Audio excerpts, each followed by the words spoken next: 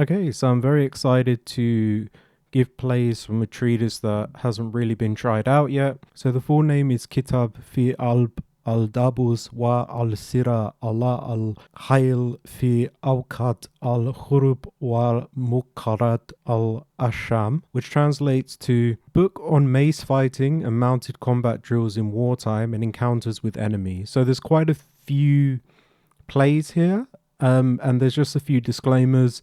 Some of them I decided not to do because they don't really make sense, and it's just very difficult to kind of articulate what needs to be done. The second is because of the phrasing, so it's going from a tertiary translation. It's from a French essay, essentially, which did French translations, and it essentially has been done from Arabic. So it's working on that tertiary as a tertiary translation. Now, with that in mind, it's important to emphasize that for one of the plays, I've gotten feedback by Hamilton Barker Cook, who has given me some feedback which has kind of contributed to the translation. So, for example, to give a difficulty, one of the moves is called somersault.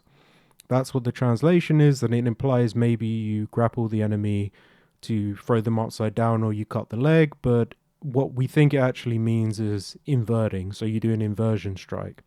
There's other blows. So, for example, strike violently or strike, hammer the enemy quite hard. All of these are really kind of essential to understanding these.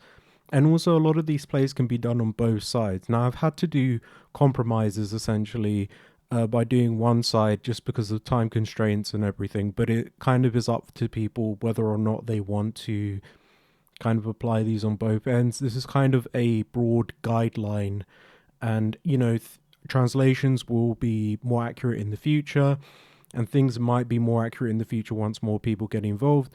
So take this kind of with a grain of salt and take this as a guideline rather than a kind of one-to-one guide on Middle Eastern fencing. I think also there's kind of, because it's the dabus and it's the mace, you're supposed to be using a mace for this, but the general outline is the type of weapon, a sword, is kind of used in the same way. And it's not very, it's clear in some parts that they say do a sword strike or slash or do something which is going to cause bleeding.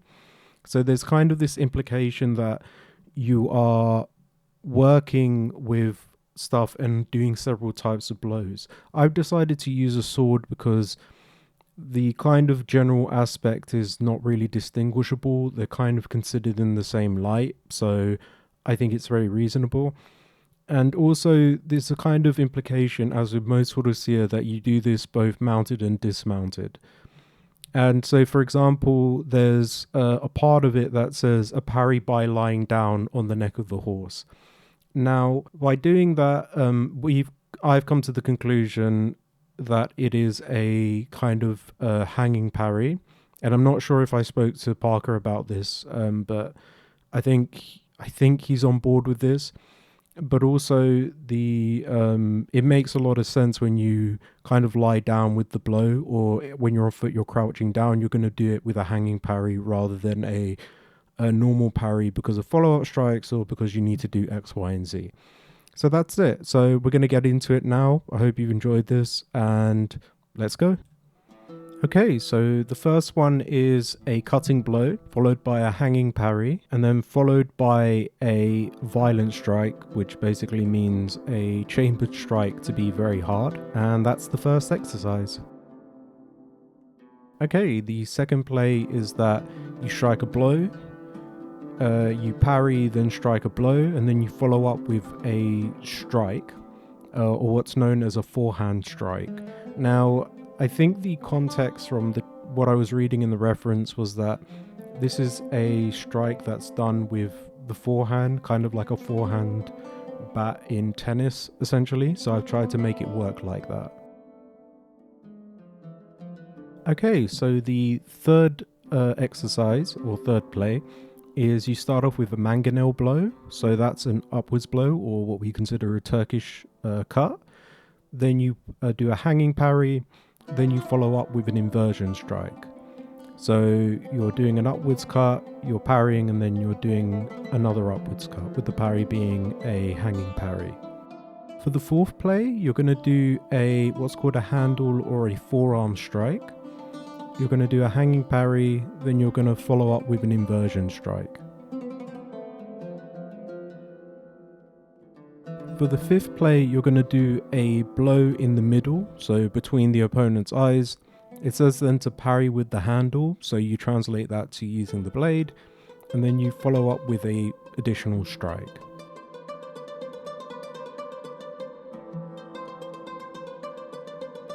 For the sixth play, you're going to do what's called a sword strike. You're going to parry, then you're going to strike violently. So you're going to do a very heavy chambered strike. Then you're going to follow up by striking the nose and breaking the cartridge of the nose.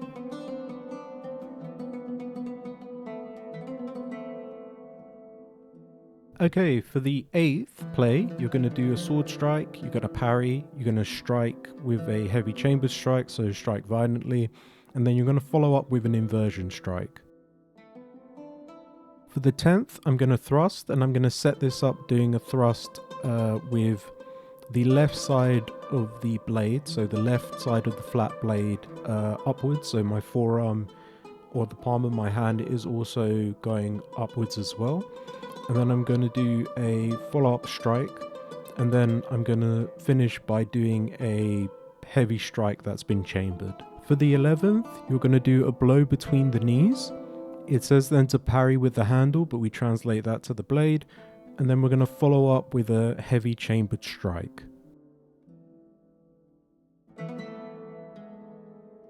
For the 12th, you're going to do various blows. You're going to parry, and then you're going to strike with a chambering strike, and then you're going to follow up with an inversion strike.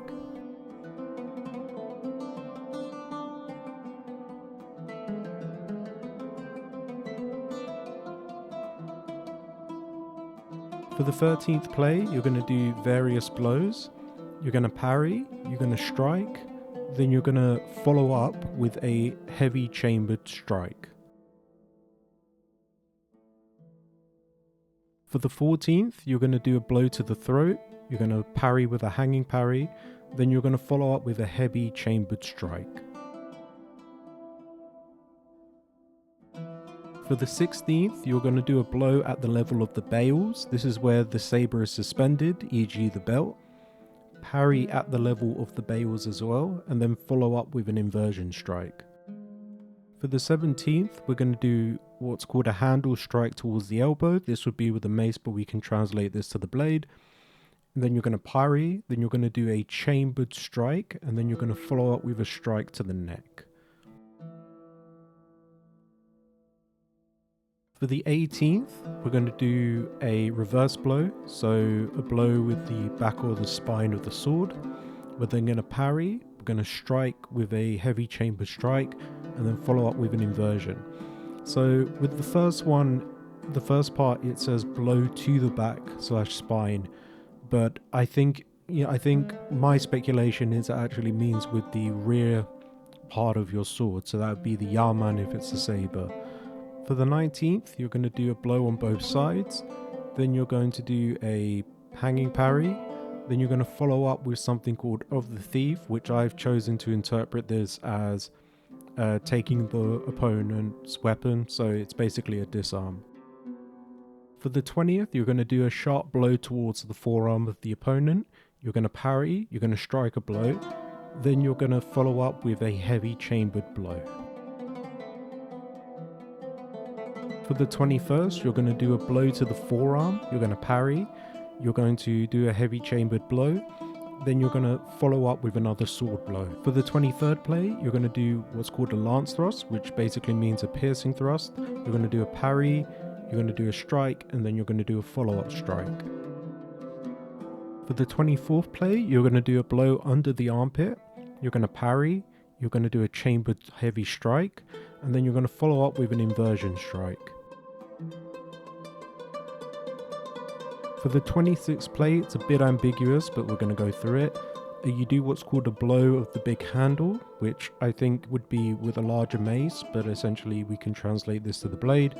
And then we parry by seizing the weapon of the opponent, and then follow up by tearing it away. So it's a disarm.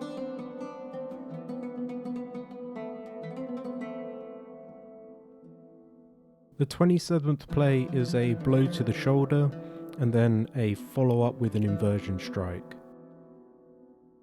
The 28th blow, it starts with what's called a skewer blow. So I think this means a thrust, but you twist the wrist when you're thrusting like a skewer. Then you do a hanging parry, then you follow up with an inversion strike. For the 33rd play, you do a cutting blow, you parry by grabbing the forearm, then you follow up by a facing blow, and that's essentially doing an identical blow as a return to the opponent whose blow you essentially parried, and then grab the forearm off. For the 34th play, we're going to do a skewer thrust as before, then we're going to do a hanging parry, and then we're going to follow up with an inversion strike. And then finally for the 35th play, you're going to do a blow that makes a person bleed, so a sword blow in this case. Then we're going to do a hanging parry, and then we're going to follow up with a slash.